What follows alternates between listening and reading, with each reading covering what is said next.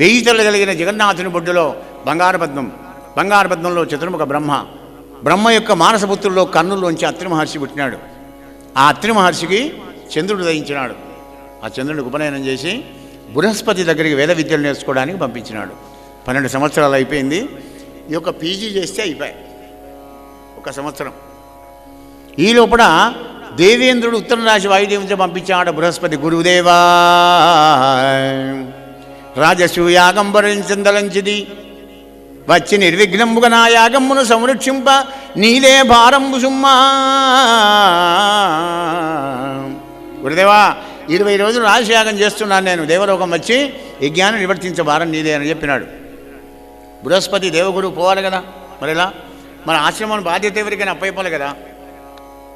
ఇప్పుడు చంద్రుడు పిలిచినాడు.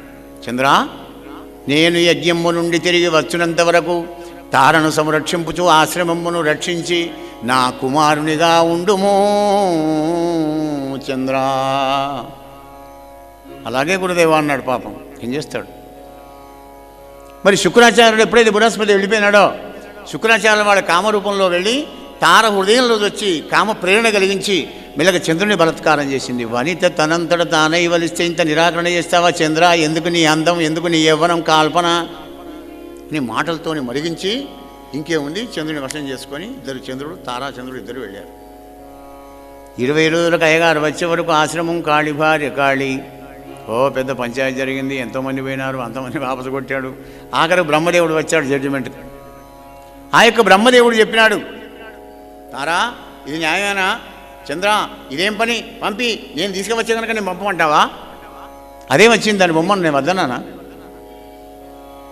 విష్ణుమూర్తితో చెప్తాను అనగానే బలత్కారంగా తీసుకువచ్చి తారను అప్పచెప్పాడు బృహస్పతికి. వచ్చిన ఆమెకి ఏదో కాంప్రమైజ్ అయి ఉంటే అయిపో కదా, లేదు. దుర్మార్గురాల చిగ్గొక ఇంత లేక చీని బతుకు పాడుగా, చిగ్గొక ఇంత లేక చలవేడియ వెలచేడియ భంగిని ధర్మకిత్తులను బొగ్గులు చేసి జారు శశిన్ పొంది కటకట కడుపేల తెచ్చుకొంటివే చనటి ఎగ్గుదలంపగావలదే మానవతులు నిన్ను చూచి మెత్తుడ ఇప్పుడు కడుపు దించుకొమ్ము. సిగ్గులేదు, మానవ లేదు నీకు? చంద్రుని ఎత్తుకొని వెళ్ళి గర్భం ధరించావు కదా, ఇప్పుడు గర్భస్రావం చేసుకోమని తిడుతూనే ఉన్నాడు అయ్యగారు. ఆయన ఇటు తిట్టినప్పుడు అటు వెళ్ళిపోతున్నది. వారం 10 రోజులు కాగానే పండు లాంటి కొడుకు పుట్టాడు, చక్కగా ఉన్నాడు అందంగా. ఈమె తిట్టుడు పోయింది. చంద్రుడు వచ్చాడు, ఇటు బృహస్పతి. నా కొడుకు అంటే నా కొడుకు. ఎవరి కొడుకో ఎవరికి తెలవాలి? తల్లికి తెలుస్తుంది. ఆమె చెప్పుడు లేదు. మళ్ళా కాంపనెంట్ బ్రహ్మదేవుని దాకా పోయింది సుప్రీంకోర్టు. బ్రహ్మ వచ్చాడు, తారా చెప్పవే. నీ సిగ్గు జీతిక చంద్రుడిని ఎత్తుకొని వెళ్ళిపోయినాడే, నీ సగం సిగ్గు పోయింది. గర్భం ధరించినాడే, మిగిలిన సిగ్గు కూడా పోయింది, చెప్పరాదా? చంద్రుడికే కన్నదాన అనగానే చంద్రుడికి ఇచ్చారు. చంద్రుడికి ఆ కొడుకుని ఇచ్చాడే రాజా, వాని పేరు బుధుడు. ఆ బుధునికి సుద్యుమ్నుడు అనేటువంటి ఒక సూర్యవంశరాజుకు ఆడిదానిగా మారినప్పుడు, స్త్రీగా మారినప్పుడు ఈ బుధుడికేను ఆ యొక్క ఇలాకన్యకి ఇద్దరికి కూడా ప్రేమ వివాహం జరిగింది. తద్వారా వాళ్లకు మంచి చక్కటి కుమారుడు పుట్టినాడు, అంటే చంద్రుని మనవడు పుట్టాడు. మరి వాణి పేరు చక్కటి పేరు పెట్టారన్నమాట. ఆయనే మహానుభావుడైనటువంటి ఒక పురూరవ చక్రవర్తి అయినాడు. పురూరవ చక్రవర్తి నవయవనంలో ఉండి రాజ్యాన్ని పరిపాలిస్తుంటే ఈయన అందాన్ని దేవలోకంలో దేవవేశ్య అయినటువంటి ఊర్వశి తెలుసుకుందట. అది 2 గొర్రెపెట్టెళ్ళం పెట్టుకొని ఈయన ఉద్యానవనంలో వచ్చి కాళ్ళ గజ్జలు గలగలు ఉండగా తిరుగుతుందట. ఈయన సాయంకాలం వెళ్ళి అక్కడికి పోయేవరకు అది కనబడ్డది. వనిత ఎక్కడ నుండి రాక, పురూరవుడు అంటున్నాడు, వనిత ఎక్కడ నుండి రాక మనకిద్దరిందగు నీకు దక్కిది మృక్కడి వచ్చనే అలరు ములుకులవాడు అడిదంబు దిప్పులే వనిత. ఆహా మన్మధుడు పూలబాణాలతో నన్ను కొట్టిపారేస్తున్నాడు, వాడి చేతిలో రావకముందే నన్ను అనుగ్రహించు తరుణి అన్నాడు. అయ్యా నిన్ను పెళ్లి చేసుకుంటాను, వివాహం చేసుకుంటా, కానీ నీతో ఉంటా కానీ చూడొక షరతు, నీకు నా కండిషన్. ఈ 2 గొర్రెపట్టేళ్లను నువ్వు కాపాడకున్నా, దిగంబరంగా నువ్వు నా కంటికి కనబడ్డా కానీ నీకు నాకు డైవర్షన్. ఈ గోరెపొట్టలను కాపాడు చక్రవర్తికి లెక్క, వస్త్రం లేకుండా దీని ముందర ఎందుకుంటా నేను అని అనుకున్నాడు. 4 మాసాలు గడిచిపోయినాయి. కామభోగాలు అనుభవిస్తున్నాడు ఊర్వశితోని. అక్కడ దేవేంద్ర లోకంలో చూశాడు 1 2 3 4th ఏది మరి? రంభ, ఊర్వశి, మేనక, తిలోత్తమ నలుగురు కదా. ఊర్వశి లేదు. అరే ఊర్వశి ఎక్కడికి పోయింది? అప్పుడు చెప్పారు, అయ్యా భూలోకం పోయింది. పూర్వం దగ్గర పట్టుకురాబండి. గంధర్వులు వచ్చి అర్ధరాత్రి వేళ ఆ 2 గొర్రెబిడ్డలను పట్టుకుపోతుంటే బే బే అని అరుస్తున్నాయి. పక్కకే ఉన్నాడు పూర్వ చక్రవర్తి. అప్పుడు అడిగింది, ఏమయ్యా నా బిడ్డలను దొంగలు ఎవరో ఎత్తుకోబోతున్నారు, అరుస్తున్నాయి నా బిడ్డలు, నా గొర్రెబిడ్డలను తీసుకువచ్చి అప్పయ్యప్పు. మంచి నిద్రలో ఉన్నాడు పూర్వ చక్రవర్తి. వినబడ పగతురు దొంగలరే పగ మగటిమి వాటింపలేక మగతనమెల్లన్ మగువల కౌగిట చూపెడు మగవాడవుడ కంటే మగడు మగవుడొప్పున్. ఏటికి నీ రాజరికం ఏటికి మొరవెట్ట పశువులాదుర్పణ ఓ ఆడదని లేచి దొంగల గిటవు బెడలంగా శవము క్రియ ఉండేదవేమయ్యా. ఏటికి నీ రాజరికం? నీ రాజరికం చక్రవర్తి ఎట్టయినవా నువ్వు? ఆడదాన్ని అబలను నేను మొరబెడుతుంటే గుర్రబట్టి నిద్రపోతున్నావా? కఠినమైన మాటలను విని పాపం నిద్రలో ఉన్నది పరిచేసి కళ్ళు నలుచుకుని లేచి వెళ్ళి ఆ గొర్రెపోటలను ఆ గంధర్వులను జయించి గొర్రెపోటలను తీసుకొని వచ్చాడు. కానీ ఈ లోపల నిద్రలో బట్ట వదులవుతుంది కదా, ఇట్లా సహజం కదా. పోయినాడు వాళ్ళని జయించి వచ్చాడు, కానీ దిగంబరంగా వచ్చాడు. ఆప్షన్ మొదలే చెప్పేది. డింగన మాయమైపోయింది ఊర్వశి. ఆ ఊర్వశి వెనకాల బయట వెళ్ళాడు స్వర్గానికి. దాని పాదాలు పట్టుకున్నాడు. నిన్నేమన్నా అన్నానా? కఠినమైన మాటలు అన్నానా? కొట్టానా? తిట్టానా? ఏమన్నా? నువ్వు లేకుంటే నేను బతకలేను ఊర్వశి. ఇప్పుడు దశించుకు ఏమయ్యా మగువలకింత లొంగిపోతావా? మగువలకింత లొంగెదవు మగవాడివే నీవు పశువు మాడికిన్ వగవందగవే మానుష పశువును మృగములుగా నీలోయుగా కమేలని దినునే. ఆడవాళ్ళకు లొంగిపోయేవాడు నువ్వేం చక్రవర్తివయా? నువ్వేమన్నా తిట్టు ఏమన్నా కొట్టుగా అని నిన్ను విడిచి నేను ఉండలేను ఊర్వశి. దానికే పాపం అనిపించింది. పాపం చూడబోయా చక్రవర్తి, మేము దేవతా వేశ్యలం, మాకు వాయువరసలు ఉండవు. సరే నువ్వు బతినాడుతున్నావు కనుక నా గర్భంలో నీ కొడుకులు పెరుగుతున్నారు, 1 ఏడాది ఆగిరా, నా కొడుకులను ఇస్తాను పొమ్మన్నది.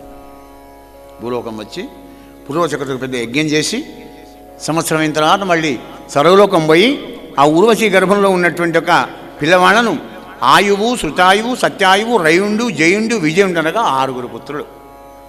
అందులో పెద్ద కొడుకైన వాడికి కుశుడు అనేవాడు పుట్టాడు. కుశాంబుడు, ధూర్తయుడు, వసువు, కుశనాభుండని వాళ్ళు 9 సంభవించారు. అందు కుశాంబుడికి గాధి అనేవాడు పుట్టి పెద్దగా రాజ్యాన్ని పరిపాలిస్తున్నాడు. ఆ గాధి అనేటువంటి మహానుభావుడికి ఒక ఏకైక పుత్రిక సత్యవతి అనేటువంటి పుణ్యాత్తురాలు పుట్టింది. కూతురుకు పెళ్లి చేయాలి అని అనుకుంటున్నాడు. కానీ అప్పుడు సంబంధాలు ఇంకా వచ్చలేదు. ఏమయ్యా నీ బిడ్డని ఇస్తావా అని అడిగే రోజులు అవి. అవే రోజులు మళ్ళా వస్తున్నాయి. చక్రమేనా అది. అయితే గురుకులాన్ని నుంచి గురువాజ్ఞం తీసుకొని రుచికుడు అనే బ్రాహ్మణోత్తముడు వచ్చాడు ఈ గాలి మహారాజు దగ్గరికి. ఏమయ్యా నీ కూతుర్ని ఇస్తావా? నేను పెళ్లి చేసుకుంటాను, నా కూతురు కావాలా? అయితే 1000 గుర్రాలను, గుర్రం తెల్లగా ఉండాలి, ఒక చెవులు తోక నల్లగా ఉండాలి, 1000 గుర్రాలు నాకు కన్యాశుల్కం ఇస్తే నా బిడ్డని ఇస్తాను, ఒక గుర్రం దక్కకుండా నేను ఇయ్యను అన్నాడు. వరుణదేవుని ఉపాసన చేసి ఆ రుచికుడు 1000 గుర్రాలను తీసుకొచ్చి మామగారికి ఇచ్చాడు. శబాష్, వీడు నా కూతుర్ని కాపాడుతాడు అనే నమ్మకం కలిగింది గాదికి. శుభముహూర్తంలో పెళ్లి చేసినాడు. రోజులు గడుస్తున్నాయి. ఒక్కనాడు రుచికుడు యజ్ఞానికి పోతుంటే సత్యవతి అన్నది, ఏమండి మా అమ్మకు కూడా మగ సంతానం లేదు, మనకు కూడా ఒక మగ సంతానం కలగాలి కనుక 2 చెరువులు తీసి పెట్టండి మీరు యజ్ఞం చేస్తున్నప్పుడు. అంటే పరమాత్మగా నివేదన చేసినటువంటి ప్రసాదం. 2 చెరువులు తీసుకువచ్చాడు. తరుణి, ఇగో ఈ చెరువు నువ్వు తిను, ఇగో ఈ చెరువు మీ అమ్మకి అలా పెట్టండి అనేది 2 చూసింది, పెట్టింది. ఆశ్రమ పనులు చేసుకుంటూ తల్లికిచ్చే చెరువు తాను తిన్నది, తను తినేది తల్లికి ఇచ్చింది. మిస్ అయిపోయింది అనమాట. అది తెలుసుకున్నాడు రుచికుడు.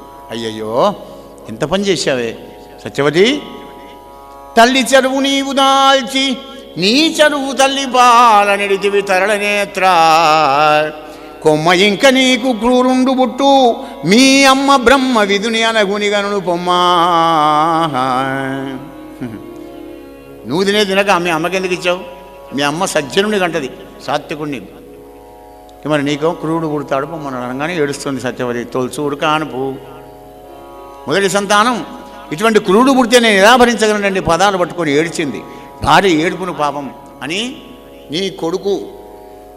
నీ కొడుకు సజ్జనుడై పుడతాడు కానీ నీ మనవడు క్రూడై పుడతాడు పొమ్మన్నాడు. మరి కంప్యూటర్లో అయిపోయినాయి గడిచి ఎలాంటి అలాగేనా అని మనకు డౌట్. అవును, మరి ఋషి కూడా ఆ విధంగా ఉంటే మనం పూర్వ ఋషులు వాక్సిద్ధి మరి ఎలా వస్తుంది? తపస్సు చేస్తే వస్తుంది. ఏమిటా తపస్సు? అనుద్వేగకరం వాక్యం సత్యం ప్రియహితం చయత్ స్వాధ్యాయాభ్యసనం చైవ వాంగ్మయం తప ఉచ్యతే.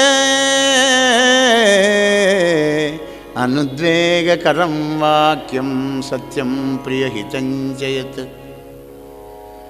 ఉద్వేగపూరితమైన మాట మాట్లాడకుండా సత్యంగా, ప్రియంగా, హితంగా, మితంగా మాట్లాడుకుంటూ స్వాధ్యాయనం సద్గ్రంథపఠనం ఎవడైతే చేస్తూ ఉంటాడో వాడికి వాక్సిద్ధి కలుగుతుంది. వాడు ఏదంటే అది అవుతుంది అని చెప్పి ఏది పడితే అది అనరు వాళ్ళు మహాత్ములు. నీ కొడుకు సజ్జనుడు పుడతాడు కానీ నీ మనవడు క్రూరుడు పుడతాడు పొమ్మన్నాడు. పరీక్ష మహారాజా, ఆ క్రూరుడే, ఆ కొడుకేమో జమదగ్ని మహర్షి, ఆ క్రూరునిగా పుట్టినటువంటి జమదగ్ని మహర్షి కొడుకే మరి పరశురాముడయ్యా. 21 సారి రాజులందరినీ కూడా ధారణికి బలి చేసినాడు ఆ మహానుభావుడు, ధర్మ సంస్థాపనం చేసినాడు అన్నాడు. 24 అవతారాలు భార్గవ రామావతారం ఒకటి.